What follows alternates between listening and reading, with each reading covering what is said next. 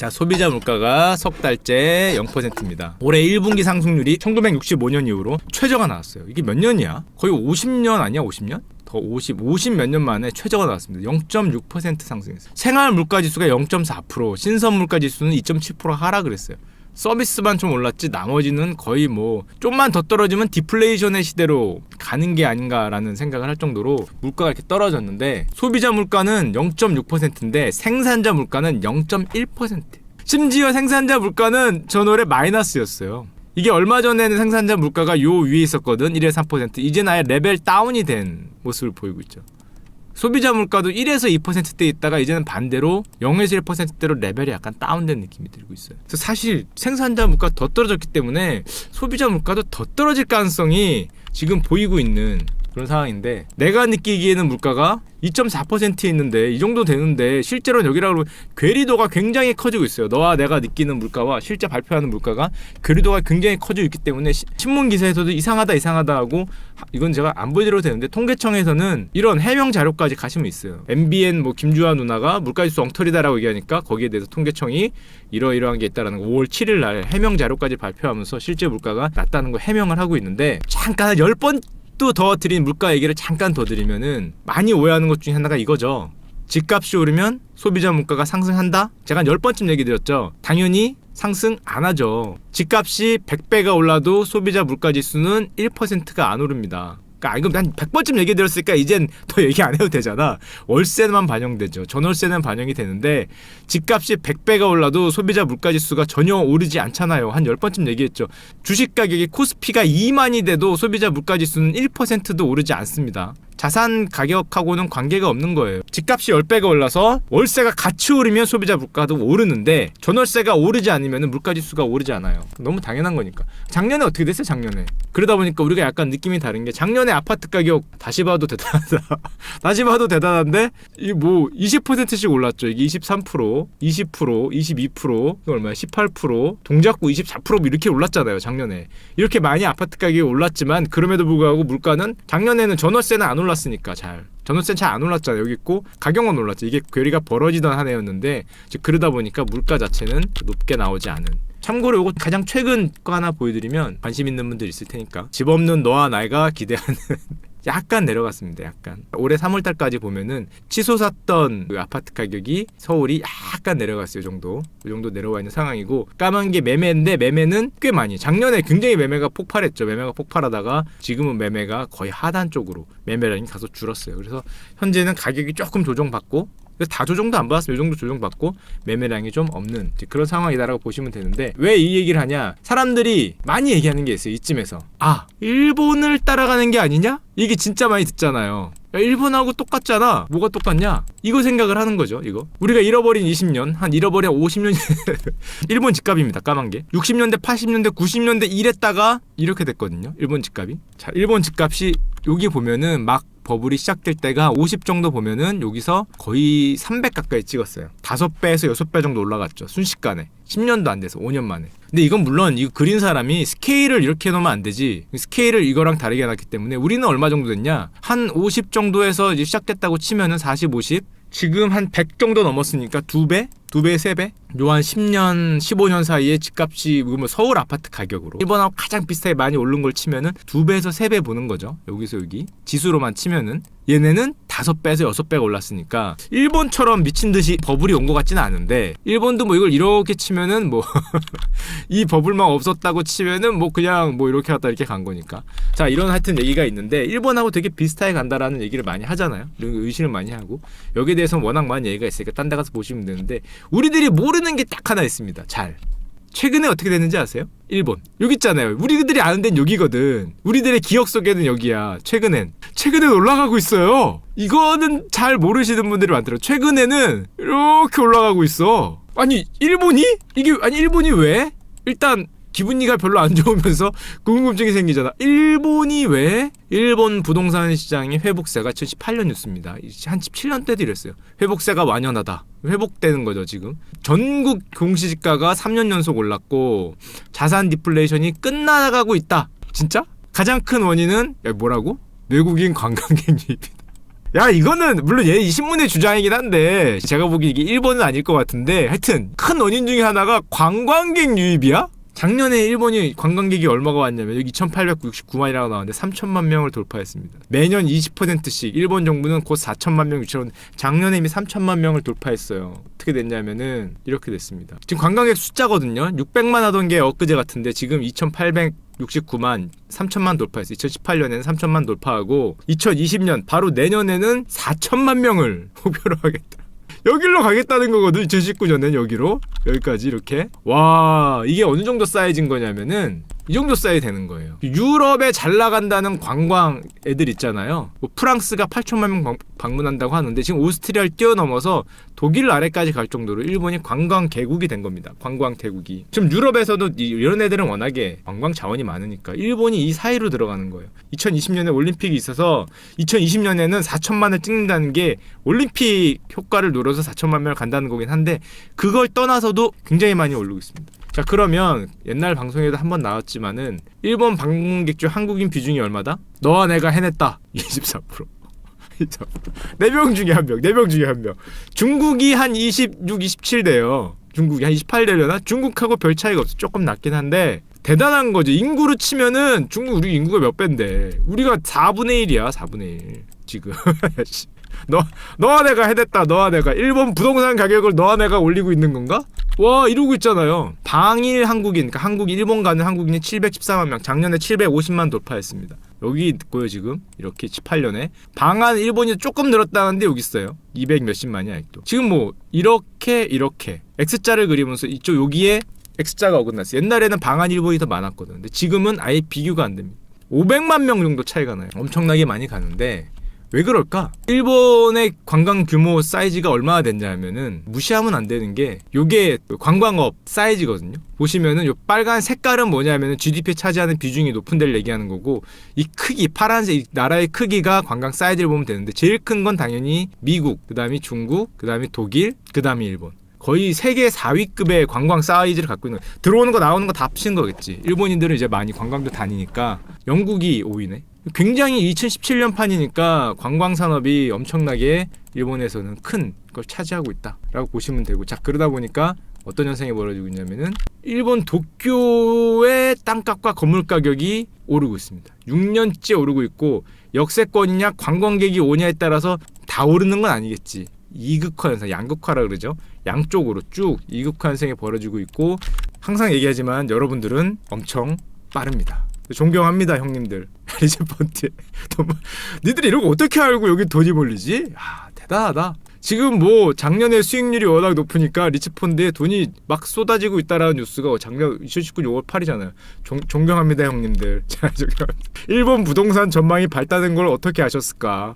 와 작년에 뭐 수익률 뭐 엄청 높다 뭐 진짜 빠르다. 이거만 있냐? 초호화 일본 부동산 펀드로 투자. 여기 신문기사예요. 신문기사. 5년간 무려 수익률이 40%를 찍었다. 일본 아까 봤죠? 일본 오피스 공실률 2.57% 역사상 최저. 임대료는 뭐 최고급을 찍고 있고, 지금 펀드들이 5년에 거의 뭐 30%에서 40% 찍고 있으니까 형님들 참 대단을 한데, 자 그러면 요거보다 요 얘기 한번 드려야겠다. 이 얘기를 예전에 한번 들었을 때 말씀드린 게 있죠. 그때 기억을 잠깐 되살리면은 우리나라 뭐야 그 아소다로 일본 부총리가 그때 한국이 뭐 미쓰비시 그런 데다가 우리 강제 징용했다고 기업 자산을 압류하고 보상금을 때리면 뭐라고 비자 발급을 중단한다 이런 소리 했잖아요. 대법원이 땅땅땅 치면서 니네들 강제징용 피해자들 1인당 뭐 1억인가 2억인가 배상을 하라 그랬더니 아소다로 탄광 운영했던 이 아소다로 일본 부총리가 그럴 거면 한국에 보복을 하겠다. 뭐라고? 비자 발급 중단. 할까? 아까 봤죠? 몇 프로라고? 일본 관광객의 25%. 작년에 750만 명 돌파했거든요. 이게 물론 25%에 별로 영향을 안 주는 한도에서 비자 발급을 중단할 수 있을 것 같은데, 이 25%에 영향을 주는, 예를 들면 이거 5%로 떨어질 것 같은 이런 거에 중단을 할 수 있을까? 이거 쉽지 않을 것 같은데, 또 송금 업무를 중단한다 그러면 서로 기업 간의 협력을 못하게 만든다는 거잖아요. 작년에 우리나라 2017년 대일 무역 적자가 얼마였냐면은 거의 30조 원이었어요. 이렇게 됐거든요. 2018년에는 제가 가서 검색해 보니까 27조 원 되더라고요. 30조 원, 27조 원을 우리가 가서 퍼주고 있거든. 근데 여기다가 송금 금지를 이렇게 한다는 750만인데 이거를 이렇게 야 이거 못할 것 같은데 할 수 있을까? 우리 아소다로 아저씨 지금 대의무역 적자가 이렇게 라고 했는데 이거 송금하고 거기 막는 거 야 내가 보기에는 하실 테면 하실 텐가 뭐 잘 못할 것 같은데 하여튼 뭐 한다고 하니까 자 그러면 궁금해해야죠. 왜 일본 관광객이 우리나라에서 이렇게 폭발적으로 증가하고 있을까? 가장 결정적인 이유가 뭐예요? 옛날에 안 가던 분들이 많이 간 이유가 우리나라 사람들이 뭐 일본에 대한 감정이 그게 아니라 사람들 현실적이니까 싸니까 싸졌잖아요. 물론 LCC 영향도 있지만 저비용 항공사들이 튼 것도 있지만은 결정적으로 뭐가 싸졌어요? 이거 엄청나게 싸졌거든. 왜? 엔화 차트거든요. 엔화? 일본 엔. 여기 근처에 있던 엔 가격이 여기까지 내려왔죠. 거의 40%가 내려왔잖아요. 이거 뭐 엔화 자체가 내려가니까 굳이 갔다 오는 교통비뿐만 아니라 머무르는 비용에서 모든 게 다 싸진 겁니다. 한마디로 엔화가 절하가 되면서 일본 입장에서는 수출도 잘 되고 관광업이 활성화 뛸 수밖에 없는 거예요. 가격이 내려갔으니까. 가격이 왜 이렇게 내려갔을까 여기서? 여러분들도 잘 아시는 아베노믹스라는 게 시작한 점이 여기입니다.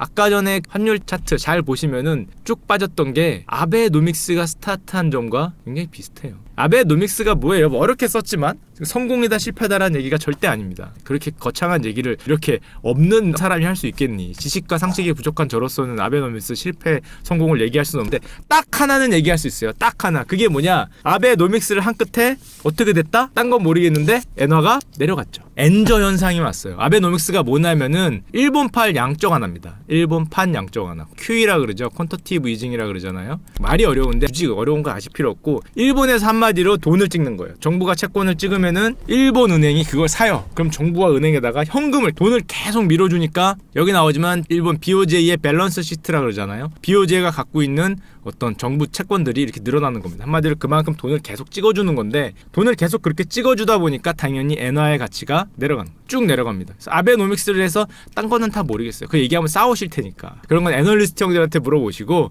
딴 건 모르겠지만 확실히 엔저는 왔다. 확실히 엔저는 왔잖아요. 2012년도에 아베노믹스 차트 다시 보세요. 엔화 차트. 이것 때문이냐라고 나한테 확신할 수 있냐 그러면 뭐라고 얘기는 못하겠지만은 비슷하게 하필이면은 비슷하게 그때부터 2012년 14년부터 엔저가 오는 거죠. 쭉 내려 엔저가 왔어요. 찍어내니까 너무 당연한 거 아니야. 찍어내니까. 자 그러면은 이렇다 보니까 당연히 우리가 싸서 많이 가거든. 자 근데 이런 걸 할 때까지 일본에서 어떤 일이 있었냐. 아베 형이 총리가 되면서 처음에 일본 은행에다 얘기를 합니다. 뭐라고? 써있죠. 일본 중앙은행이 일본 정부 아베 형이 요청했던 양적 완화 일본판 양적 완화를 하라 그러니까 반발해요. 싫어 그래요. 싫어. 처음에 누가 여기 있었던 성함이 나오는데 시라카와라는 BOJ 일본 은행장이 처음엔 싫다 그래. 그렇게 하면 안 된다. 돈을 찍어내는 거는 문제가 있다 라고 싫다 그랬는데 아베 형이 뭐라 그러냐면은 중앙은행장을 교체해서라도 통화정책을 뜻대로 하겠다. 한마디로 현대에는 뭘 중요시하냐면은 정치와 통화 중앙은행의 독립성 그걸 되게 중요시하거든요. 중앙은행의 독립성을 계속 중요시해서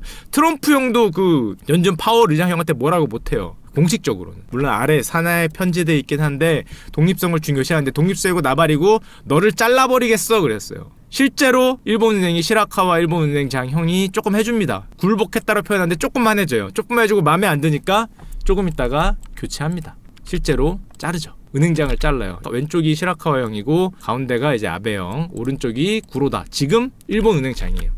구로다 형인데 성에 차지 않으니까 일본 은행장을 교체해버립니다. 교체하고 뭐를 한다? 무제한 양적 완화. 어마어마한 양을 하고 있거든요. 일본이 지금 양적 완화 퍼붓는 게 조금 이따가 보여드리겠지만은 1년에 800조예요. 800조짜리 양적 완화. 한마디로 800조 돈을 찍어서 정부의 채권을 사주는 거죠. 돈을 쫙쫙 1년에 800조고 지금 한 몇 년 했니? 4, 5년 했잖아요. 지금 4천조 정도 될 겁니다. 찍은 돈이. 3천조는 넘어간 지 한참 됐어요. 대충 4천조 이상의 지금 돈을 찍어서 내고 있는데 잘렸어요. 자의반 타의반으로 임기 만년 전에 조금 남았었지만 조기 사임하고 지금 현재 구로다 형이 됐는데 자 그러면은 생각을 해봐. 일본 저렇게 돈을 찍어 다 알 거 아니야. 야 잠깐만 딴 건 모르겠고 되게 멋있는 말을 많이 하거든. 왜 돈을 그렇게 찍냐 양쪽을 찍냐면은 1번 이렇고 2번 이렇고 3번 이렇고 4번 이렇고 적극적 뭐 이렇게 멋있는 말을 다 하는데 그걸 옆에서 옆에 있는 국가들이 다 보니까 그래 멋있는 말은 알겠고 다 좋은 말인데 그래서 그러면 너희들 환율 떨어지겠네? 야 엔화 떨어지겠네? 야 그러면 니네 이거 환율 이거 조작하는 거 아니냐? 이거 환율 떨어뜨리면 어떡해? 야 우리나라도 그럼 환율 떨어뜨리면은 이게 뭐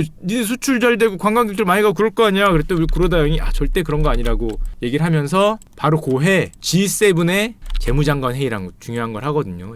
재무장관과 중앙은행 총재들이 모여서 회의를 하는데 거기서 얘기를 하는 거야. 니네 엔화 평가 이렇게 하면은 환율 전쟁 아니냐, 너무한 거 아니냐 그랬더니 일본은행 총재가 뭐라 그랬냐면은 이 말이 진짜 중요한, 보시면 환율은 정책 목표가 아니다 라는 얘기를 했어요. 아직도 이렇게 얘기하고 있습니다. 공식적으로는 환율은 정책 목표가 아니다. 한마디로 자기들이 하는 양적 완화는 그 디플레이션을 극복하고, 멋진 말이죠. 2% 인플레이션을 충족하고 또 이런 많은 뭐 경제 활동 활성화를 위해서 하는 거지 환율을 목표로 하지 않는다. 목표는 아니겠지, 결과겠지. 환율을 목표로 하진 않는데 결과적으로 이걸 하면은 환율이 내려갈 거 아니야. 우리 어머니도 아시겠다. 야, 그렇게 돈을 찍으면 환율이 내려간다는 거. 목표는 아닐 수 있지만, 공식적 목표는 아닐 수 있지만 그거 내려갈 거 아니야. 야, 그러면 진짜 그게 이거 환율 이거 아니냐라고 사람들이 막 뭐라 그러니까, 이때 사실은 누구의 입장이 중요했냐면 당연히 미국의 입장이 중요했는데, 미국의 입장이 뭐 어떻게 한다? 시도는 자제돼야 되지만은 준수한 노력을 강요하지만 어떻게 됐냐면은 그 다음에 바로 지지를 합니다. 이게 사실은 아베노믹스에서 굉장히 중요했는데요. 미국 재무차관이 이때 오바마 형이었거든요. 아베노믹스의 지지를 공식적으로 얘기를 해요. 디플레이션에 탈피하려는 노력을 지지한다. 이거 지지 안 했으면 사실 이렇게 못했을 거예요. 엔저 정책을 지지한다. 근데 지지 안 하기도 조금 뭐한 게, 이거 먼저 한 게 미국이잖아요.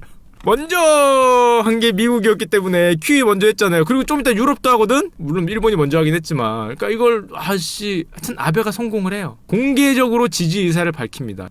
뭐 유럽 연합이 조금 불만을 나타내긴 했지만은 결국에는 유야무야하고 넘어갑니다. 그 유야무야가 이거죠. 이제 G20 재무장관의 엔저 브레이크, 이거 양적 완화를 통해서 나온 게 별게 내용이 없었다. 환율은 시장에서 결정된다는 성명 내용이 있지만은 so what? 뭐 아베노믹스에 대한 국제사회 비판이 일단 봉인이 됐죠. 봉인이 됐는데 마지막 줄이 일본이 미국을 향한 선물을 줘야 아니냐. 미국 입장에서는 야, 우리가 오케이를 했으니까 니네는 어떻게 할래? 뭐 이런 선물을 요구할 수 있는 상황이다라는 내용이 신문에 나오잖아요. 한마디로 우리 바마 형이 비싸베 이러면서 깬 다음에 형이 하나 해줬잖아.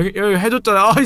땡큐 하면서 뭐 해줄래? 이렇게 하니까 괜히 우리 아베 형이 오시면은 그렇게 열심히 미국한테 이렇게 하는 게 다 이유가 있어요. 이거 여기서 만약에 이렇게 하면은 이거 못할 거 아니야. 이걸 성공했습니다. 아베 형 입장에서는 뭐 성공한 거죠. 이게 뭐 정치였건 경제였건 전 잘 모르겠는데, 자, 근데 문제는 한 몇 년 성공했는데 조금 있다가 미국 대통령이 바뀝니다. 바뀌어요. 그래서 여기 바뀌어서 아까 오바마 형 활짝 웃으면서 형 왔어 뭐 이랬는데, 우리 럼프 형은 뭐만 하면은 표정이 새끼야. 아베 형은 어떻게 좀 빵긋 형 미소 스마일 치즈, 김치가 아니지 치즈 하는데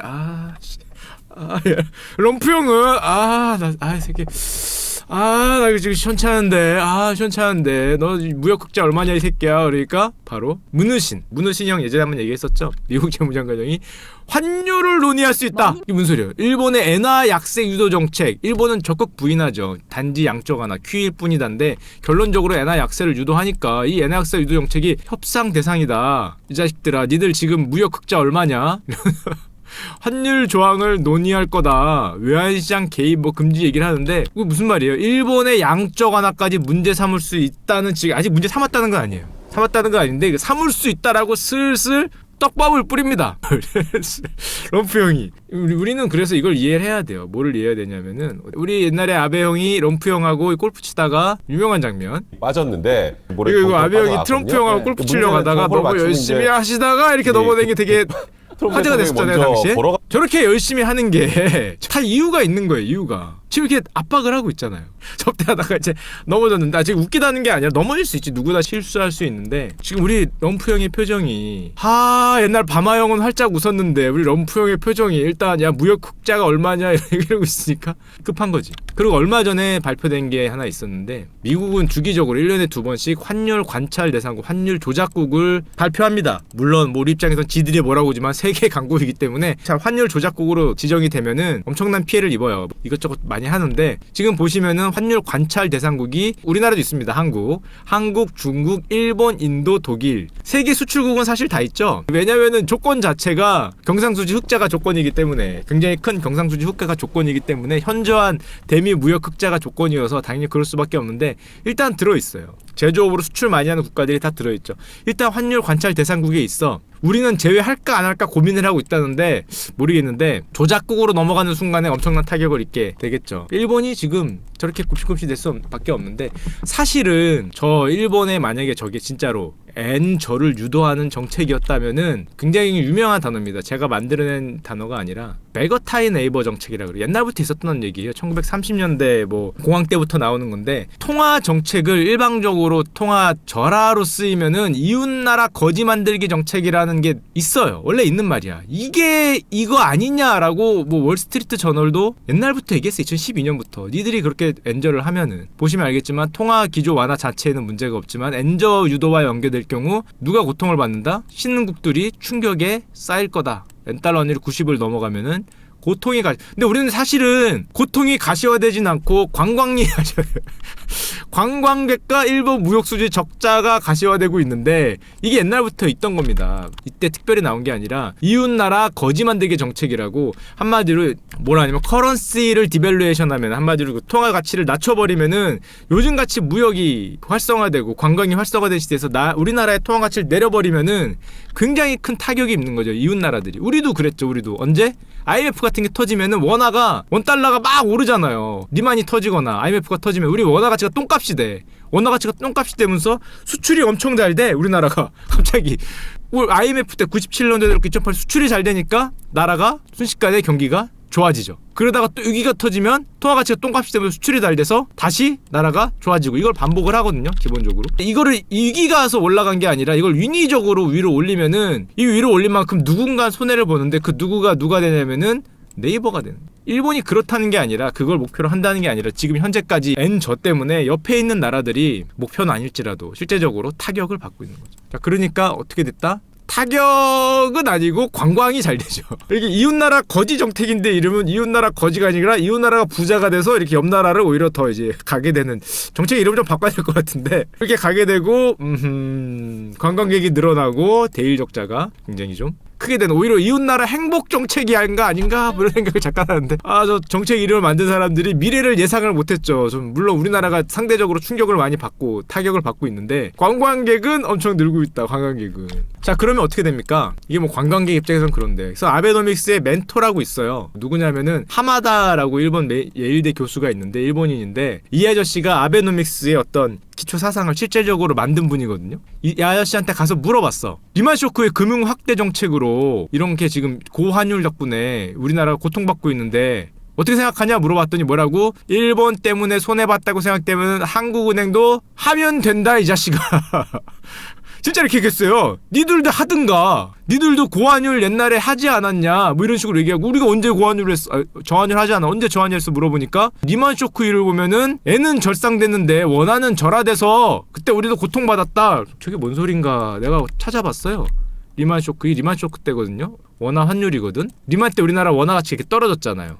그랬다 다시 정상으로 왔는데 여기서 여기 우리 리만 때 나라가 골로 가면서 통화 가치가 약해진 거를 지금 통화 평가 절하돼서 그때 니들이 이득 받지 않냐 지금 그 얘기를 하는 거거든요. 그거는 위기가 왔잖아. 위기가 와서 나라가 골로 가서 이게 내려간 거고 야 니네는 알아서 내린 거잖아. 야 그게 똑같냐? 아유 진짜 할아버지라서 내가 뭐라고 할 수 없지만 예일대 명예 교수님이라 뭐라고 할 수 없지만 리만 쇼크 때는 엔화는 엄청 강해졌어요. 왜냐면은 N은 안전자산이거든. N은 안전자산이기 때문에 평가가 절상이 되는데 강해지는데 비싸지는데 원화는 위험자산이기 때문에 위기가 오면은 가격이 내려갑니다.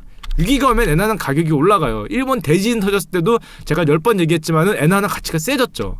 가치가 세져요. 자기들은 세졌는데 원화는 리만 때 절하됐으니까 니들도 그때 같은 일을 한 거 아니냐. 그게 무슨 같은 일을 한 거야. 그럼 우린 당한 거지. 야 우리가 뭔 죄가 있어. 그때 위기가 와서 떨어진 건데 그거를 뭐 한국도 같은 일을 한 거 아니냐 뭐 이런 얘기를 하는데 엔화 평가절하는 일본의 문제를 다른 나라 떠는 게 전형적인 이웃나라 거지 만들기 베거타이 네이버 정책이 아니라 비판이 있는데 뭐라고 했냐면 이런 소리를 했어요. 니들도 리만 때 그랬는데 그 리만 때고 니들은 리만 때도 아닌데 물론 뭐 교수님이라 제가 차마 뭐라고 할 수는 없겠지만 이런 저런 곳에서 옛날에도 얘기가 있긴 했어요. 이거 이웃나라 거지 만들기 아니냐. 거지 만들기라는 표현이 너무 자극적인데 그 자기들 통화평가 절하로 인해서 이웃나라들이 약간 손해보는 거 아니냐 이런 얘기를 했거든요. 그러면서 막 이렇게 얘기를 하는데 뭐라고 얘기를 했냐면은 미국 재무장관이 경상수지 흑자 국가들은 환율에 유지하는 책임이 있다면서 일본은 비판하긴 했는데 비판만 했지 사실은 별다른 게 나오지 않았어요. 테럼프까지도 아직 나오지 않았는데 자 그러면 일본도 할 말이 있어요. 뭐라고 할 말이 있냐. 미국 니들이 먼저 했잖아. 양쪽 하나. 그러니까 버냉키 버냉키 형이 옛날에 한 말이 있습니다. 미국의 양적 완화를 처음 시작한 버냉키 형이 이웃나라 거지 만들기가 아니다라고 얘기한 게 있는데 왜 아니다라고 얘기를 하냐면은 쫙 보시면 나오지만 선진국의 양적 완화가 이웃나라 거지 만들기가 아니라 이웃나라 보강하기다. 왜냐? 야 봐봐. 주요 7개국이 대부분 비슷한 완화 정책의 기조를 펴왔어. 그러니까 우리들끼리는 안정적으로 움직이고 있어. 한마디로 미국도 양적 완화하고 일본도 이제 하고 좀 있으면 유럽도 하거든요. 지들끼리는 다 한다는 거지. 그러니까 다 하니까 우리는 다 해서 비슷하게 하니까 안정적이다. 그럼 진짜 우리는 잠깐만 야 안 하는 우리는 안 하는 게 아니라 못 하는 거잖아. 잠깐만. The others? 야 내 영어가 짧아서 내 랭키 형한테 카카오톡만 알았어도 물어보는데 야 우리는 주요 7개국은 뭐 그래 비슷하게 했겠지. 잠깐만. 야 꼬레아 물론 꼬레아는 노 관심 이렇게 써있겠죠. 노 관심이겠지만 야 니들 다 통화 같이 낮추고 야 그럼 야 또 있죠. 물론 부양 정책 덕에 성장세가 견고해지면 한마디로 주요 7개국이 잘 살게 되면은 교육하는 나라 니들 꼬레아 그죠? 우리들 열심히 가운데서 배로 이렇게 날라주는 니들 꼬레아도 그 혜택을 받는 게 아니냐? 그런가?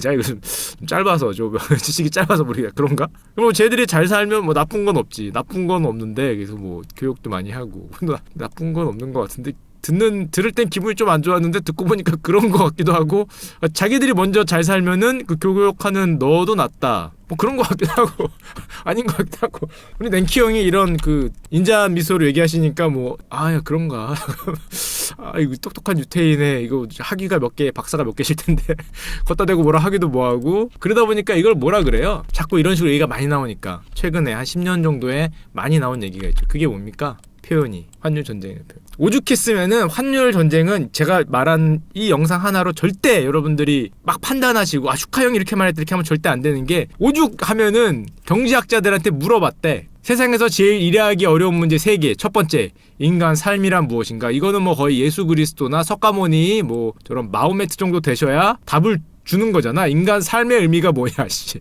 이거 뭐 거의 성인 세인트가 돼야 답이 나오는 거고. 두 번째는 양자론과 일반 상대성 원리의 상관관계는 무엇인가. 이건 뭐 이거 아인슈타인 형의 뭐 스승님 정도 돼야 뭐 나오는 것 같은데 이게 대통일 이론이냐?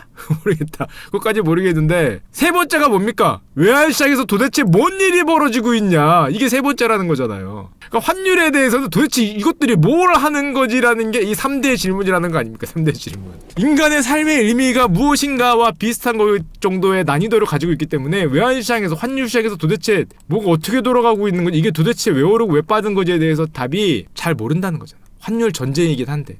그 정도로 여기에 대해서는 왜냐하면 정치적인 내용에서부터 일본이 예를 들면 양적 완화라는데 그게 과연 일본 엔화의 저하를 불렀는가 이거에 대해서도 우리가 보기엔 너무 명확한데 그거를 답을 정확하게 내라 그러면은 뭐 논문이 수천 페이지가 나와도 애매하겠죠. 왜 미국이 왜 오케이 했는지 뭐 이런 거에서부터 음모론에서부터 온갖 게 다 나올 수 있잖아.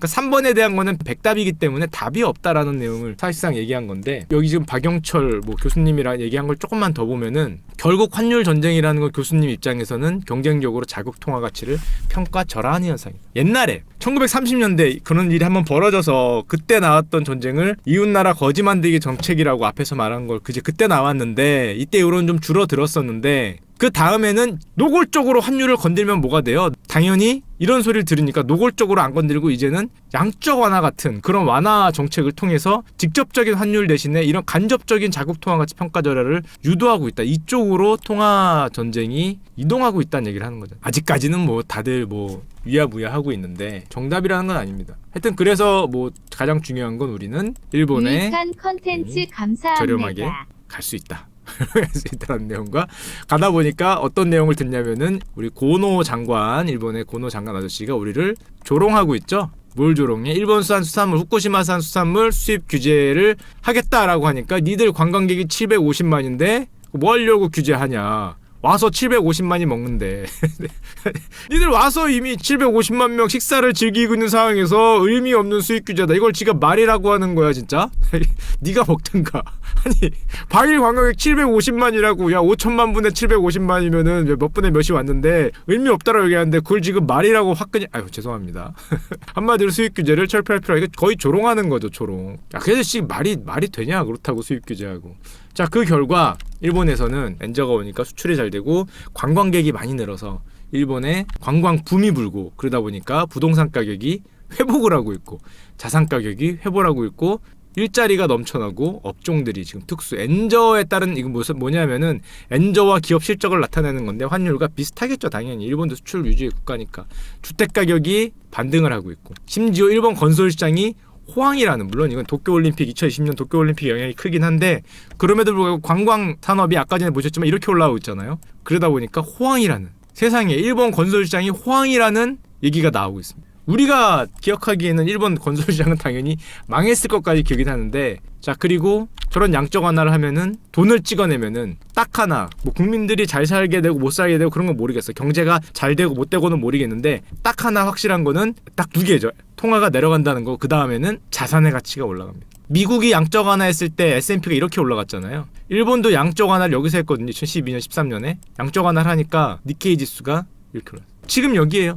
고점이 여기였거든요. 버블 이 정도 왔죠. 와, 이 양적 완화를 한 돈을 찍어내니까 자산 가격이 오르는 거예요. 자산. 미국에서도 이랬는데 자산 가격이 오르면은 좀 다른 내용이지만 자산이 없는 사람은 망하는 겁니다. 자, 그런다고 물론 일본의 경제 성장률이 엄청 좋아졌냐? 그러면 또 뭐 수치적으로는 뭐 그렇게까지 엄청 좋진 않은데 디플레이션의 시대는 일단 벗어난 것 같고 1%대 수준의 성장률은 유지를 하고 있죠. 2%, 1.74, 1.14. 우리나라는 3% 얼마 하다가 최근에 시점으로 내려오는 거고. 자, 그런 상황입니다. 그리고 이것도 다른 내용이지만 일본 지표를 몇 개 더 보면은 일본의 실업률이 이렇게 내려왔어요. 일본이 지금 굉장히 좋은 상황이다. 그런 의미에서. 결론적으로 아직 끝나지 않았기 때문에 이게 과연 끝까지 좋을지는 아직은 몰라요. 아직은 뭐 저 같은 사람이 알 수도 없는 거고, 과연 이게 끝이 좋을지 모르겠지만 현재까지는 그런 거고. 자, 그리고 양쪽 하나를 얼마나 했어요? 아까 처음에 말씀드렸지만 4년간 3,000조 원입니다. 왜냐하면 연애 800조에 지금 2017년 4년인데 18년 19년 2년 더 지났죠. 연애 800조에 6년이니까 지금 4,000조가 넘었겠네. 보시면은 2017년 4월에 이미 일본의 본원 통화량이 3,000조가 불었다니까. 지금 2년 더 지났으니까 이 정도 불어난 통화량이 어느 정도 크기냐면은 미국이 글로벌 금융위기에 했던 Q1, Q2, 미국은 양적 완화 3번 했거든요.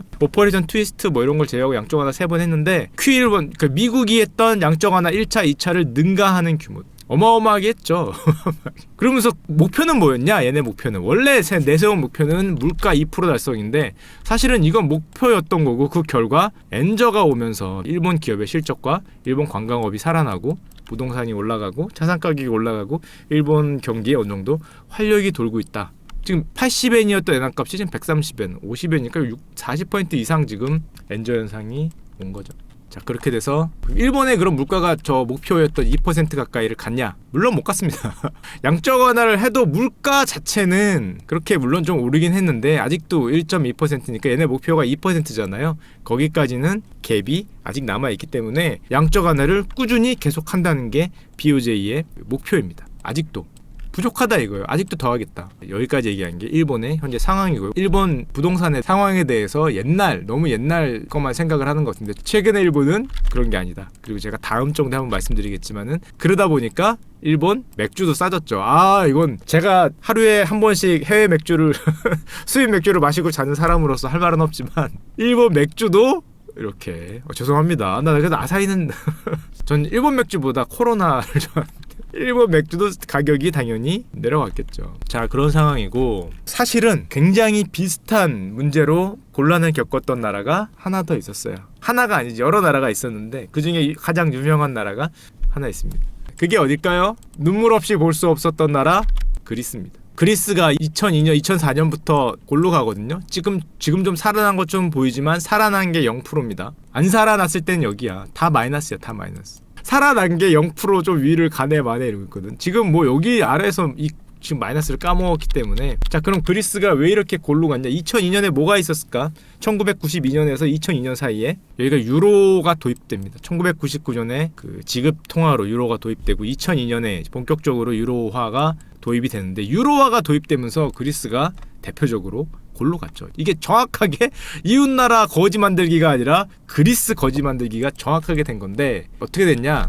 그리스 문제가 터지기 전까지 유로화가 도입된 다음에 그리스 문제가 터지기 전까지 상황을 보면은 1999년에 유로화가 이제 지급 결제 수단으로 등장을 하고 2002년부터 본격적으로 유로화가 통합돼 사용이 되거든요. 자, 경상수지 변화를 보세요. 독일이야, 독일. 왜냐하면 통화를 합쳤어. 통화 가치가 낮았던 그리스와 통화 가치가 정말 미친 듯이 높았던 독일의 마르크가 합쳐서 그걸 반으로 나눴어요. 예를 들자면 n분의 1을 했겠지. 독일 입장에서는 갑자기 통화 가치가 엄청난 절하가 왔죠. 당연히 유로를 쓰니까 그 비쌌던, 예를 들면 일본이 N인데 N과 원을 합쳐서 반 나눈 거잖아. 아니면 N과 뭐 저기 뭐 이상한 나라 돈을 합쳐서 반을 나눠버리니까, 물론 반은 아니겠지만 마르크와 이런 데를 다 합쳐서 N빵을 해보니까 독일 입장에서는 통화 가치가 순식간에 엄청나게 내려갔다고. 어머나 세상에, 독일의 경상수지가 하늘을 뚫었어요. 하늘을. 완전 개꿀이죠, 개꿀. 이 아래 나라들은 모두가 다 길 수밖에 없어. 모두가 다. 왜냐하면은 자, 웬만한 등치가 아니면은 이 독일의 마르크하고 합쳤을 때 그거를 버텨낼 수 있는 나라가 잘 없어요. 여기 아래 그리스, 스페인, 피그스라 그러자 남유럽들은 완전히 이 유로존으로 바꾼다면 이게 물론 100%다 이유는 아니에요. 당연히 그냥 중요한 이유 중에 하나라는 거지. 많은 이유가 있을 텐데 독일도 다 뭐 환율 때문에 뭐 또 이런 거 아닙니다라고 당연히 할 텐데, 당연히 환율 때문만은 아니겠지. 세상의 모든 일이 이유는 하나가 아니니까. 근데 꽤 큰 이유 중에 유로화가 도입된 다음에 순식간에 환율에서 통일된 환율을 쓰는 거잖아. 경상수지가 이렇게 됐어요. 독일은 오 개꿀. 여기는 지금 골로 가고. 자, 그럼 어떻게 됐냐? 딴 거 보여드릴까? 그 이후로 독일 2002년, 2003년 유로화가 도입된 다음에 독일의 최근에 10년 실업률 변화입니다. 다 EU 때문 아니에요. 당연히 빨간 게 독일이거든요. 어머나 세상에, 독일이 이제 이렇게 가니까 어떻게 됐냐, 무슨 표현이 나오느냐, 놀라운 독일, 유럽의 병자에서 유럽의 엔진이다. 수출 주도형 경제야. 수출 주도형 경제가 왜 잘 됐겠어? 당연히 환율이 내려가니까 독일 제품이 싸지는 거잖아. 이때 왜 유럽의 병제였냐? 당연히 통일 독일. 90년대 통일을 한 다음에 그 비용 때문에 헉헉대면서 독일이 막 골로 가고 유럽의 병자네 뭐 이런 표현을 들었는데, 합쳐버리니까 순식간에 병자에서 엔진이 됐죠. 통독한 다음에 굉장히 어려웠어요, 경제가. 왜냐면은 뭐 혼란도 많이, 정치적 혼란, 경제적 혼란, 비용도 많이 생기고, 동독 개발한다고 막 비용 많이 생기고 하니까 유럽의 병제였는데, 그 힘든 상황에서 얘들이 또 통화를 합쳐주네.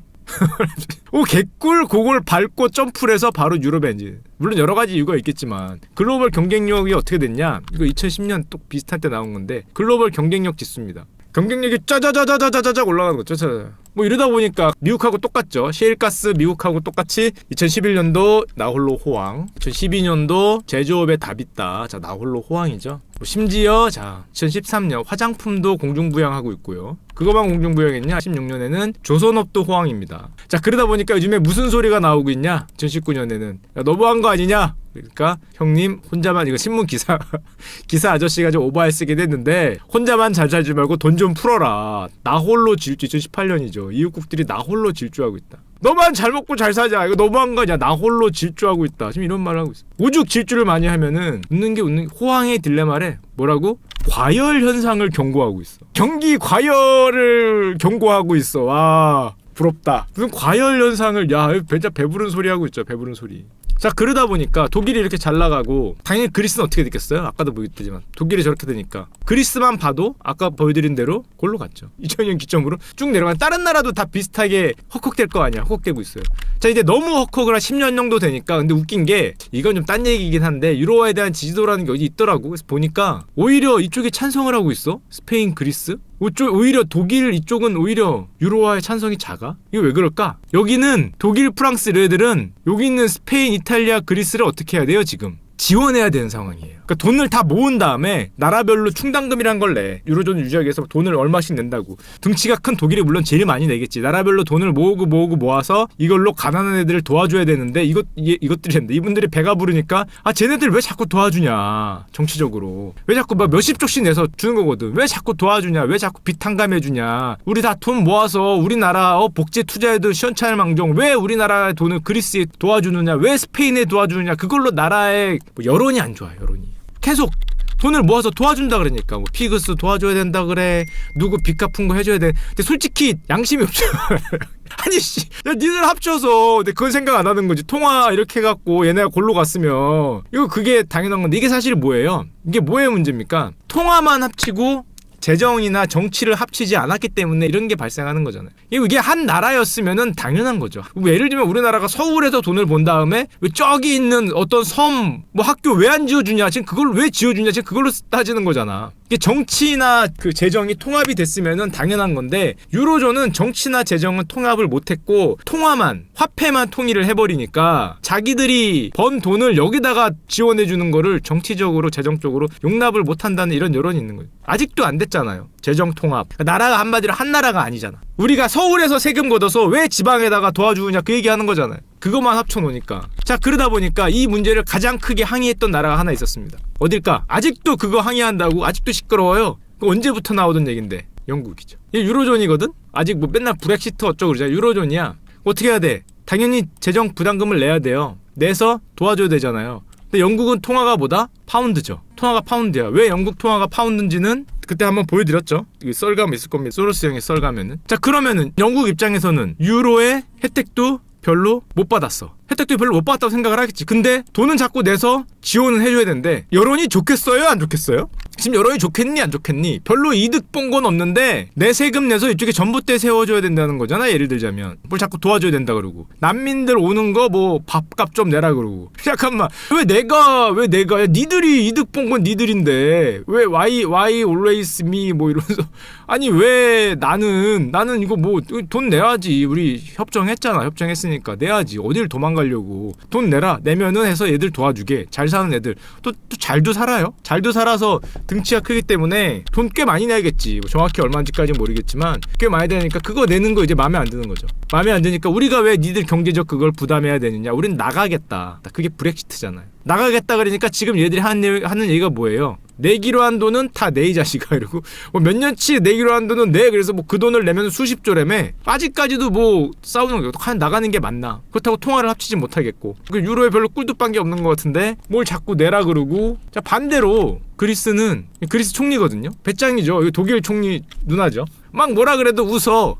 뭐라 그랬어? 그냥 반대야. 그냥 막 뭐라 그래도, 야 너희들 밥 조금 먹고 자식아, 낮잠 자지 말고 자식아, 돈 갚고 이 자식아, 저 근면하게 생활하고 자식아, 낮잠을 2시간씩 쳐잔다며. 막 뭐라 그래도 씩 웃어. 네네네네 한 다음에 반대. 이미 누웠지. 이미 배를 쬐거든. 이렇게 누워서 이미 뭐 보시면은 채권당 구제금융안 압도적인 표차로 누르고 찬성이 아닙니다. 반대예요. 우린 찬성일 것 같잖아. 구제금융 해준다 그러면 찬성이 아니라 반대예요. 반대. 왜? 더 내놓으라 이거지. 국제사회는 당연히 이 정도 도와주면은 받아들일 걸 예상했지만은 보기 좋게 빗나갔죠. 알거든 이미. 니들은 나를 죽일 수 없다. 죽여보든가. 우리만 무너질 줄 아니? 우리 뒤에 많다야. 뭐 남유럽 뭐 이탈리아 뭐 스페인 피그스 어쩌고 많다. 확 누워버린다. 거부하면은 더 좋은 조건이다. 이거 누웠어요. 배를 쬐어. 그리고 총리는 배를 짠 다음에 트위터에 내가 배를 짠 것은 위대한 승리다. 더욱 강력한 힘을 가지고 협상 테이블에 앉겠다.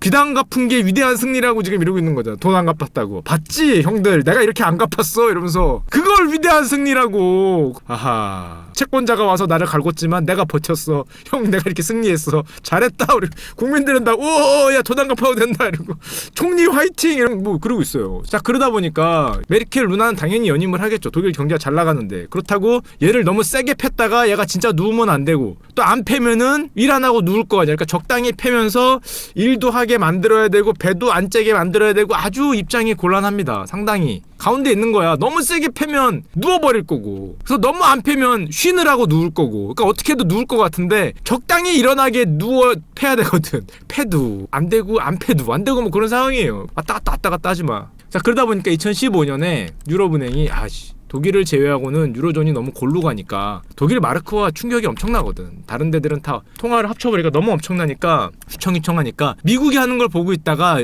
유럽 중앙은행 ECB도 양적 완화를 발표합니다. ECB 양적 완화도 미국의 양적 완화 1차보다 2배예요. 지금 보시면 실업률이 다 날라갔잖아. 뭐 이쪽 스페인, 뭐 이탈리아, 그리스 이쪽이 다 골로 가니까 안 되겠다. 우리 너무 골로 간다. 독일을 빼고는 다 날아가고 있으니까 경기도 살리고 아래 애들한테 화폐를 좀 약하게 만들어줘야 돼. 지금 독일 마르크 여기 얘네 화폐 여기 합쳐서 대충 화폐 가치가 여기 어디 왔잖아요. 여기 어디 와서 독일은 꿀을 빨았는데 얘네는 계피를 보니까 이걸로 안 되겠지. 그래서 이거를 더 낮춰서, 정확히 목표가 이건 아니겠지만 어떻게든 결과론적으로 통화 가치가 내려갈 거 아니야. 양쪽 하나를 하면은 결과론적으로 이걸 목표로 하지 않더라도 이 정도를 내려야겠다. 목표는 아니더라도 뭐 그런 효과는 있겠지. 양쪽 하나를 발표해요. 자, 그러면 여기서 잠깐 문제.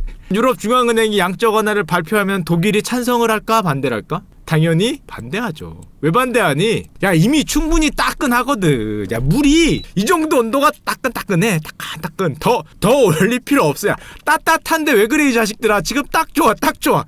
괜히 하지마. 인플레이션 그런 거 괜히 건들지 말고, 괜히 그런 거에다 욕만 먹지 말고, 따끈따끈해. 내가 니네 채권 더 못 산다. 이거 채권 사는 거잖아요. 양쪽 하나라는 게. 결국에는 중앙은행이 걔들 채권 사주니까 내가 니네 채권 사기도 싫어. 채권 사기도 싫고, 지금 물 온도 딱 좋아. 지금 나라가 지금 확 머리 날아가고 있는데 반대하죠, 당연히. 왜 니들 걸 내가 왜 사? 딱 좋아, 딱 좋아. 뭐라고? 더는 필요하지 않다. 이게 가로 열고 뭐냐면 우리는 충분하다죠. 우리는 충분하단 말이야. 유로 돼서 충분하기 때문에 유로존 회원국으로부터 국채를 직접 사들이는 것과 비슷한 효과를 줄 수 있다. 이게 무슨 소리예요? 니들이 골로 가면 나도 골로 가는 리스크가 생긴다는 거지. 니들 채권, 니들 국채를 직접 사들이는 것과 비슷한 효과를 주기가 싫은 거야. 간단히 얘기하면은 얘네한테 내가 좀 돈 번 게 다 유로인데 지금 충분히 따뜻하기 때문에 그럴 필요가 없다.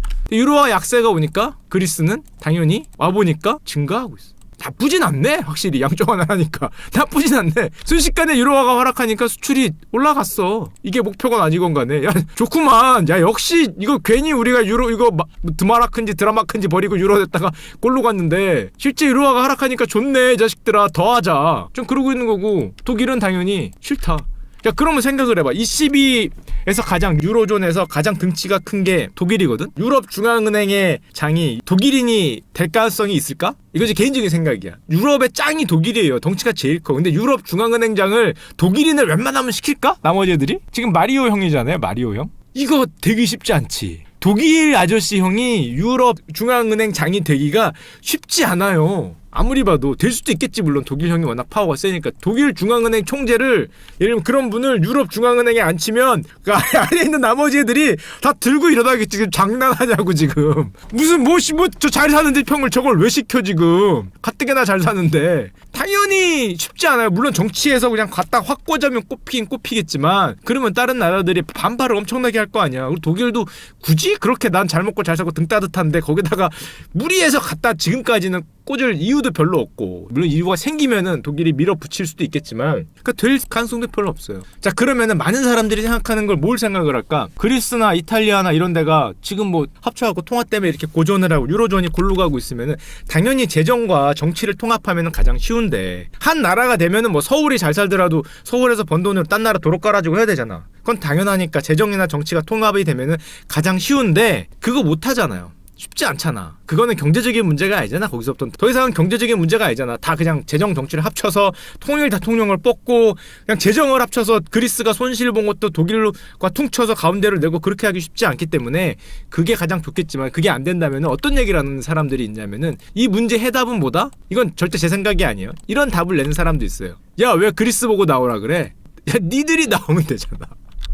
니들이 그 못 사는 애들 여러 명 합쳐갖고 독일 하나 합쳐갖고 반 나누니까 여기가 골로 가니까 니들은 득보고 여긴 골로 갔는데, 야 그러지 말고 니가 나가면 얘들 합친 거 중앙값 되겠네. 그럼 니들 나가. 이런 주장을 합니다. 니들만 플러스 얘들은 다 지금 골로 갔는데 그러지 말고 얘들 보고 나가라 하지 말고, 얘들 뭐 그리스가 나간다고 문제 해결되냐? 그리스가 유로존 전체에서 차지하는 비중이 얼마 된다고. 그거 나가봐야 유로화 가치는 어차피 또 얘네에 비해서는, 얘네 펀더멘탈에 비해서는 위에 있으니까 나머지 나라도 다 고생한다. 재정과 정치를 통합하지 못한다면, 재정을 통합하지 못한다면은 독일이 나가는 게 궁극적인 문제 해결이다라고 주장하는 사람들이 있어요. 여기 지금 뭐 시카고대 교수, 뭐 제가 얘기한 게 아닙니다. 이거 뭐 조지 소로스, 뭐 유명 인사들. 이걸 왜 주장하느냐? 독일을 제외한 다른 비주류 국가들의 경쟁력이 지금 상태에서는 유지하기가 쉽지 않다는 얘기라는 거예요. 그리스를 내보낸다고 해도 다른 나라들이 고전하는 거를, 독일만 쪽쪽 꿀 빠는 거를 쉽지 않다는 거예요. 차라리 독일이 나가면 나머지 애들은 살 수 있다 이런 얘기를 하는 건데, 이게 주류적인 얘기라는 게 아니라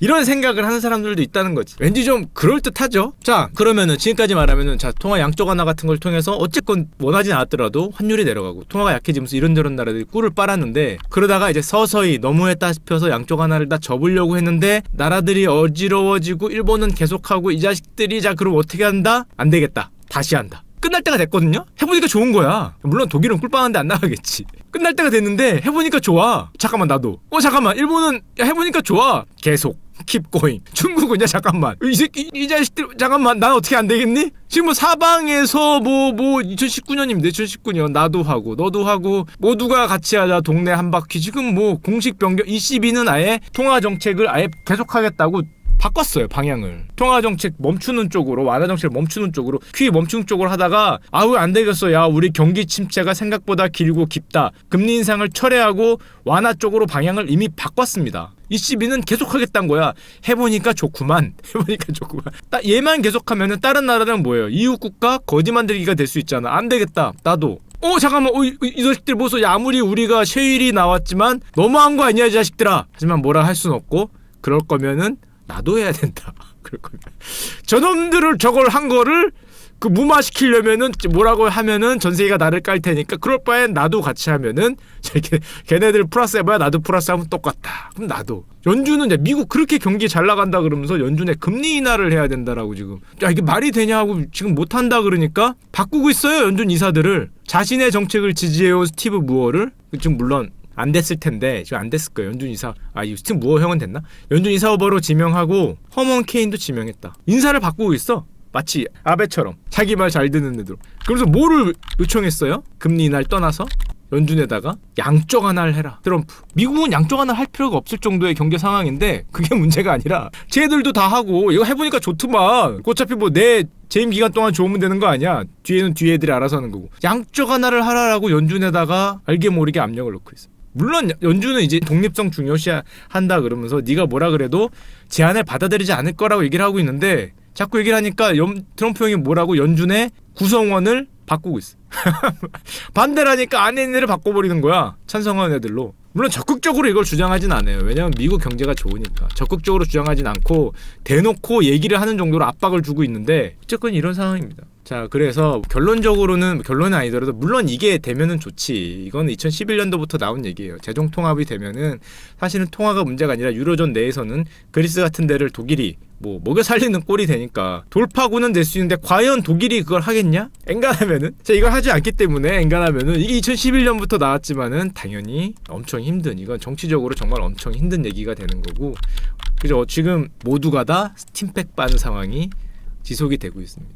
처음으로 돌아오면은 우리 그리스 같은 남유럽 쪽을 살리기 위해서 어쩔 수 없이 유럽에서는 양적 완화를 계속하고 있고 양적 완화의 결과 통화 가치의 하락이 발생하면서 상대적으로 나라의 경쟁력이 올라간다는 게 어느 정도 지금까지의 결론은 그러니까 그 후는 모르더라도 전 세계에서 경쟁적으로 양적 완화류의 정책을 다 펼치는 쪽으로 좀 가고 있고 야 그럼 다른 나라 못 펼치는 나라는 어떻게 되는겠지? 그건 내 할 바 아닌 거죠.